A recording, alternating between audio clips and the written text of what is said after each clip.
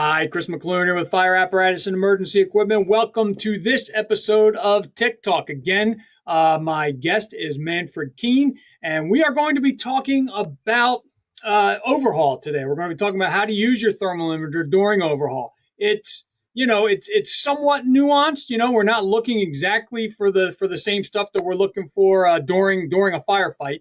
Let's start there, Manfred. When you're using a thermal imager for overhaul, talk a bit about what it is you're looking for and how that might represent itself differently on the thermal imager.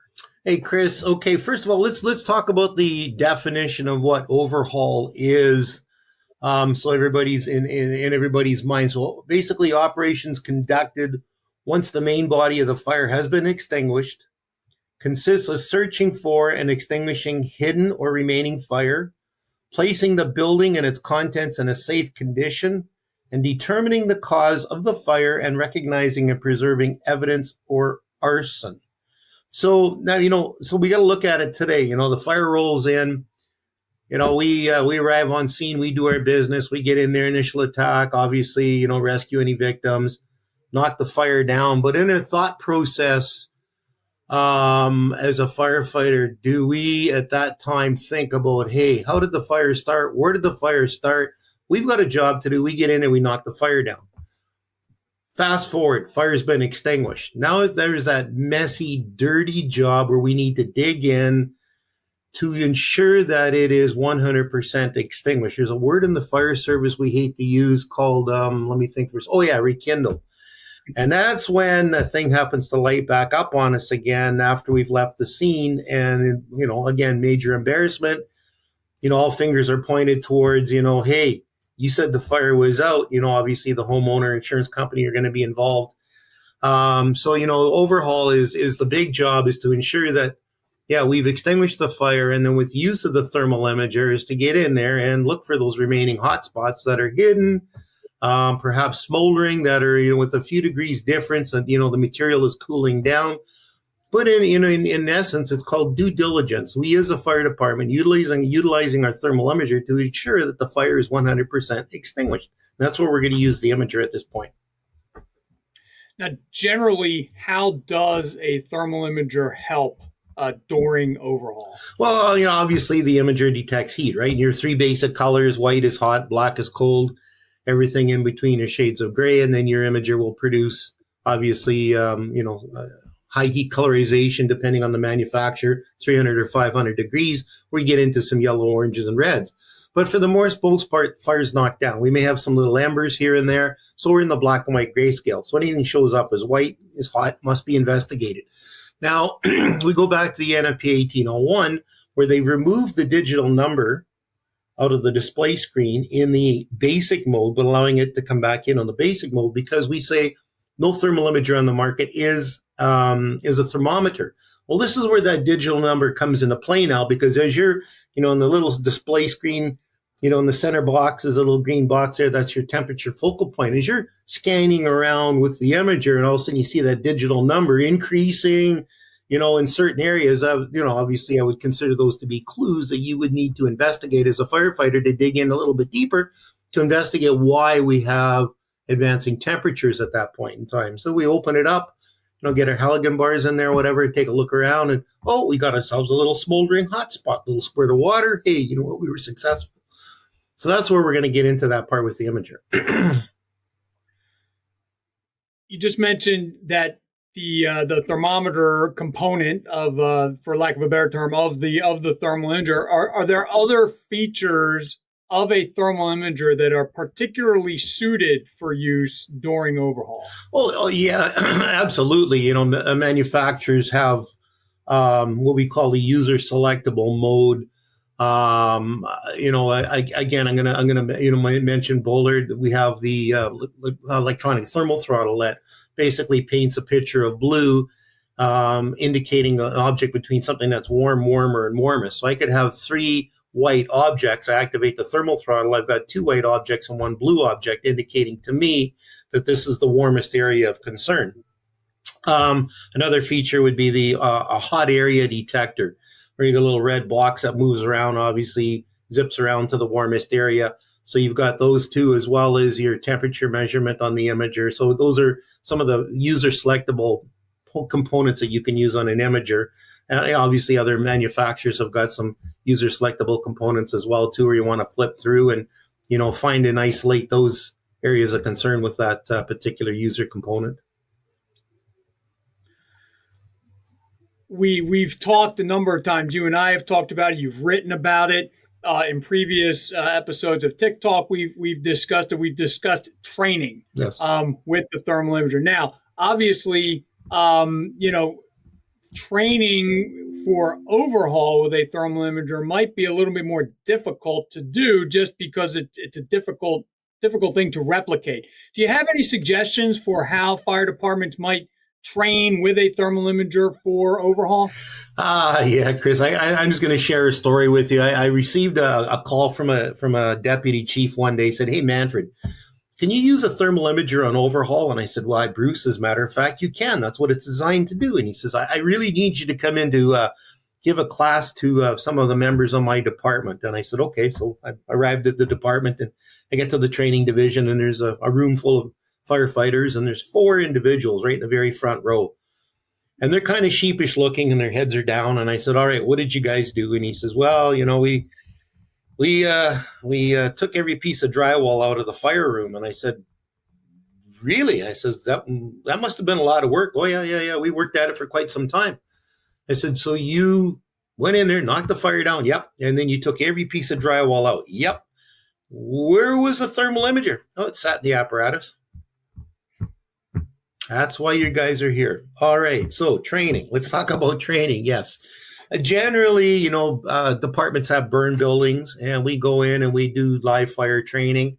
And again, it's easy for you to be able to go in there, knock it down, give it some time, and then go in there and investigate where the warm areas are as practice. You can't expect the firefighter just to pick up the imager and get in there. And, if he's never been trained for it, because then let's get back into it. Fire cause determination. Okay, again, getting in when you arrive on scene, you find out from the homeowner that the fire started in the back bedroom. So get in there, and as you're extinguishing the fire, you're also at that point in time trying to preserve any evidence.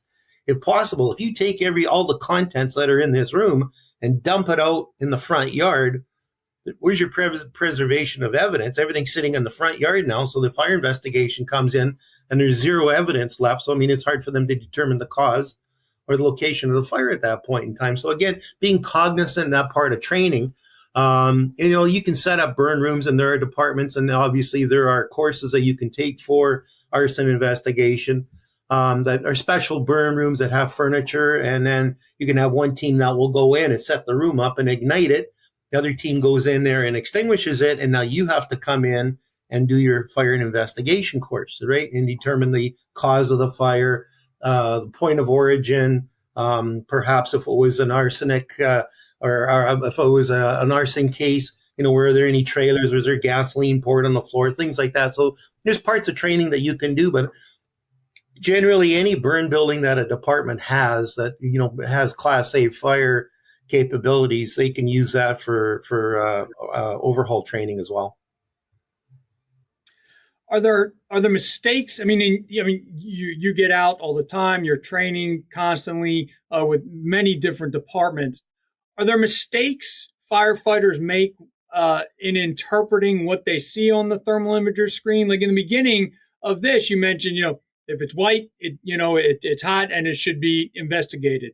But are there mistakes that firefighters make when in how they interpret what they're seeing on the screen, specifically during overhaul? Chris, for sure. Number one, not taking their time. That's the analytical part of thermal imaging, is understanding what it is that you're seeing in that interpretation, but getting in there and scanning too quickly, just the assumption, oh yeah, it's good, this is good, this is good, this is good, without just taking the few seconds and go back and scanning it. If your imager has record capabilities, which is even better for due diligence because it would be date and time stamped, but then you can take that video and then, maybe give it some time, take a look at it, come back in once again, reassess the building or the room in question, And before you would leave, do a final walkthrough and video. You go back to the firehouse, geez, Cap, there's just something about that fire that just bothers me. Let me take a look at that video again. Okay, well, here it's time stamped at this time. Let's go back to the structure, take a look at it again and go, you know what? I was right. There was something there that we missed. Is taking your time and exercising the due diligence. Today, insurance companies know fire services use thermal imagers. They know what they're for, and they know the benefit of using that thermal imager. And there's nothing worse than a department having to come back the second time. We call it a second fire. We don't want to admit guilt that it was a rekindle, or it's another fire or financial combustion, perhaps. But the big thing is that, insurance companies know that fact that you use thermal imagers. And if they come back again second time, it's like, question why? What did you guys miss? Oh, no. You know what? We extinguished that fire 100%. We guarantee that fire was out. Here's the video. We've got it. Date and timestamp. So now they need to look at what else could have happened. Perhaps the department got there too quickly, knocked the fire down, and the homeowner, and maybe it's an insurance job, the business owner is failing in his business, and he wants to collect some insurance money, so he sneaks back in and reignites the fire afterwards. So it's not a rekindle. It happens to be actually a second fire. So again, those are the things, but firefighters need to take their time and exercise prudence and due diligence when they're going through that final little walkthrough. And if in doubt, let's check it out. You just mentioned a critical thing here, taking your time, doing the due diligence. Are there other aspects of a disciplined approach to overhaul using the thermal imager that you can touch on, that maybe go beyond a little bit about the just slowing down and taking your time? Okay, so we refer to as a thermal imager. It's a tool, and it's a very, very valuable tool. But within the tool are tools itself. So black and white grayscale is a tool. Colorization is a tool. The temperature measurement is a tool. Your user selectable modes are tools within that screen. So again, when you turn that imager on, there are certain tools within that tool. So again, obviously you're going to go in the basic mode, black and white grayscale. If you go from basic to basic plus mode, if you have an NFPA certified thermal imager, now boots up and it gives you the user selectable modes. And then again, you're looking at your digital number and you go through the thermal throttle. I mean, you want to exercise every component within that imager. Now, unfortunately, if you happen to have an older imager that doesn't have, additional features, then again, prudence would say you have your black and white grayscale, you have your digital temperature measurement, and if you happen to exceed above a temperature set at 300 or 500 degrees, then you would get into some yellow, orange, and red at that point in time. But you want to exercise everything you can within that screen or within the imager's capabilities before you conclude to say, hey, captain or chief or battalion chief or whatever, hey, the fire's extinguished. Are you sure? Hey, let's do one last walk around. And a second opinion, hand the imager off to someone else. Let them go through and take a second look at it just in case. You may have missed something. Second set of eyes catches it. We've been talking about overhaul, and I default to being inside in the fire room, where we're going. Is there value in doing another 360 outside during overhaul to maybe see some things that they're not seeing on the inside? 100%. Before anything you do, before you leave the structure, it's like every room within the structure you investigate, an entire 360 outside from rooftop to basement crawl space area, all four sides.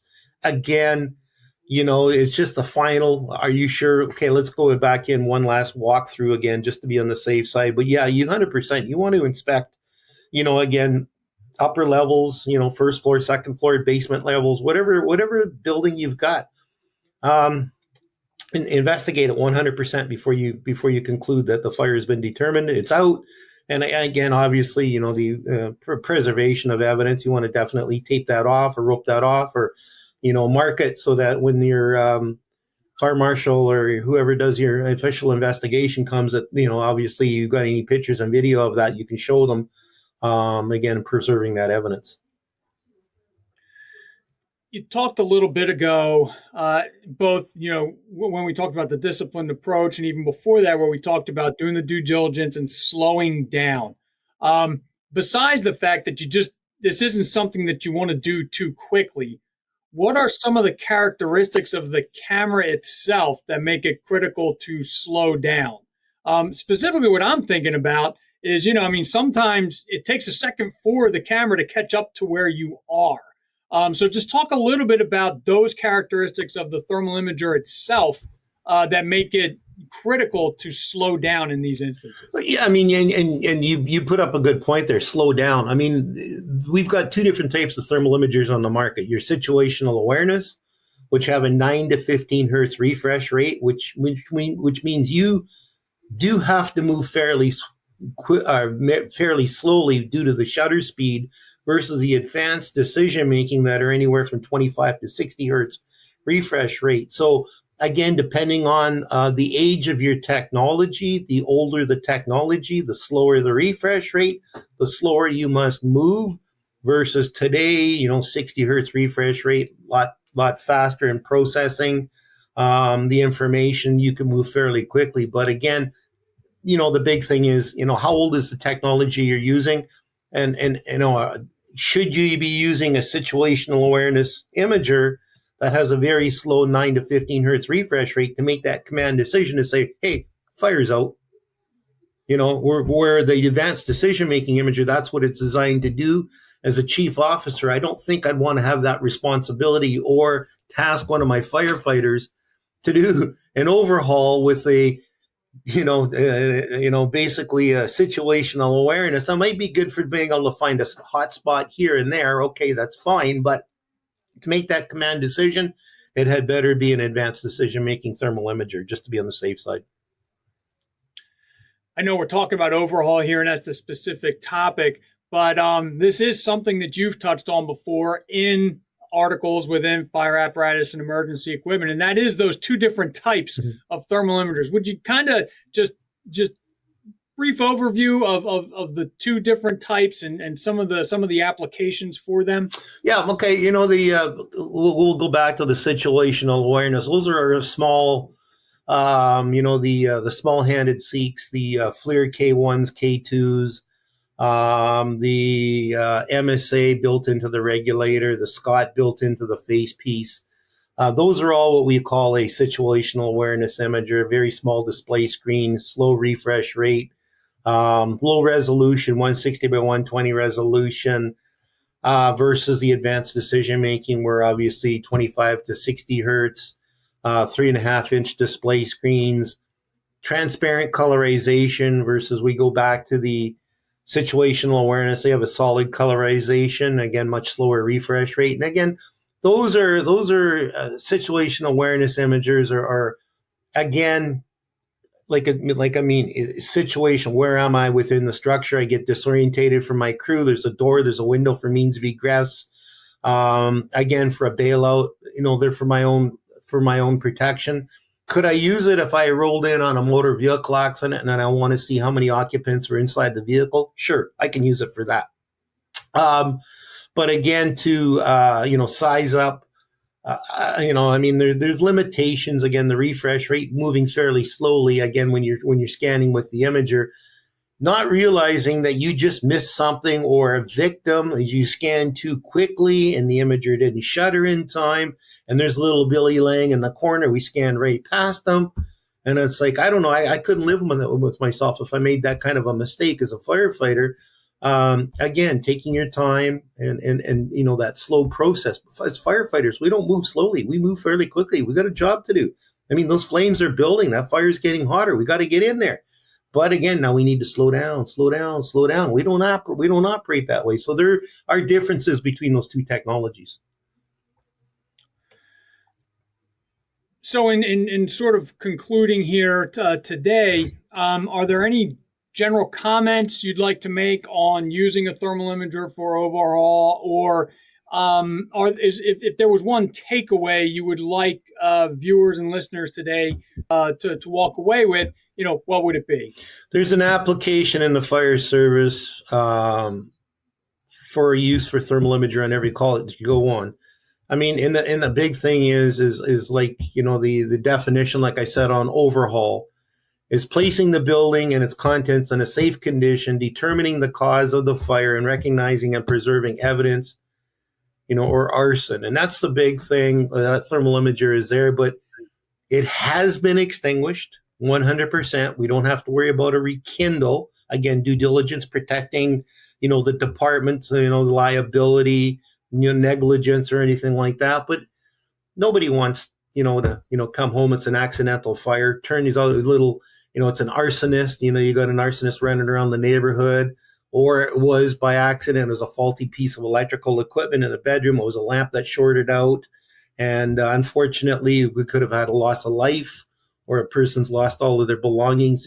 Insurance companies, I mean, regardless, you cannot replace all your lost mementos and things like that, or your cherished pieces of things that you've collected over the years, because it was an electrical cord. And, that's something, the department can, the fire department gets in, knocks a fire down and realizes, and again, preservation of, your water damage, water's dripping down from the ceiling, getting all kinds of tarps out and salvage tarps and protecting all, as much as you can to protect. It's devastating to a homeowner, regardless any kind of loss. So again, with the fire service, with the, overhaul, it's a dirty job. It's a very dirty job to dig in. It's especially if they get up into an attic area where there's insulation and in the walls, it's a messy job. It's got to be done. Someone's got to do it. Unfortunately, it's firefighters that have to do it. And, take your time and be diligent about it. And don't damage any more material, and don't rip all the drywall out of a structure and leave your imager inside the apparatus. That's a bad thing to do. Well, Manfred, my thanks to you for sitting down with me today to talk about this. For those who are interested in hearing what else Manfred has to say about thermal imaging, he has been our thermal imaging columnist for a number of years. So you can always go back to back issues of the magazine. They are all archived on our website. If you have any ideas or any potential topics that we haven't covered in Tic Talk yet that you'd like to see us cover, let me know. I'm at chris.mcclune@clarionevents.com. And of course, if you have any ideas for a podcast that we have not hit on yet, please let me go. Again, chris.mcclune@clarionevents.com. So again, Manfred, my thanks to you for sitting down with me to talk today. I hope you've enjoyed this episode of Tic Talk. Have a good one, everybody, and stay safe. Thanks again, Manfred. Thanks a lot, Chris.